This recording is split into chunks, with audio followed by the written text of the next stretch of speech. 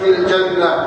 أيا كان المسجد، أيا كان حجمه، مقارنة مع ما في البيت لصوت أحدكم في الجنة خير من الدنيا وما فيها. ما بالكم ببيوت الله عز وجل؟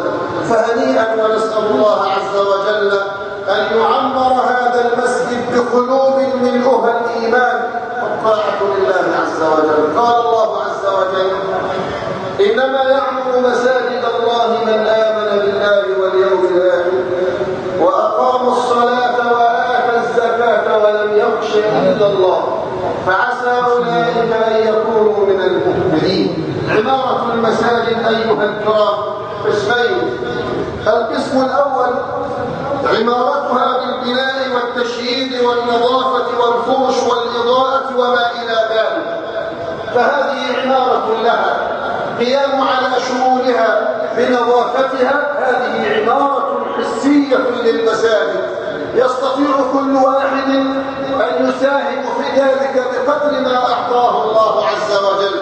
قال النبي صلى الله عليه وسلم: من بنى لله مسجدا كمفحص قطاء بنى الله له بيتا في الجنة. مفحص القطاء يعني عش الطائر، لو بنى مسجدا ولو كان في حجم عش الطائر الصغير بنى الله عز وجل له بيتا في الجنة.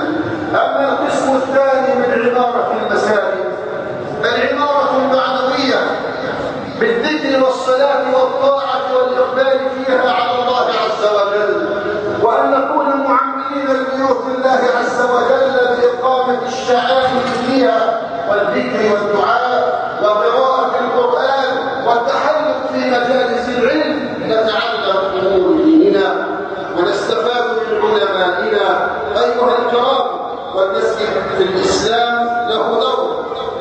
لما هاجر صلى الله عليه وسلم إلى المدينة المنورة كان أول ما أقامه صلى الله عليه وسلم بناء المسجد ليجتمع فيه الناس ويتعارفون ويتآلفون، وهذا دور